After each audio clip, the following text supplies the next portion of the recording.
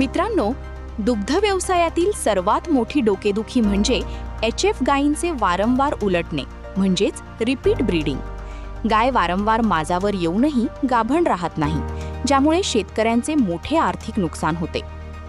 Repeat ब्रीडिंगची अनेक कारणे असू शकतात, जसे की गायीच्या गर्भाशयातील संसर्ग म्हणजे इन्फेक्शन, संप्रेरकांचे असंतुलन किंवा कृत्रिम रेतनाची चुकीची वेळ.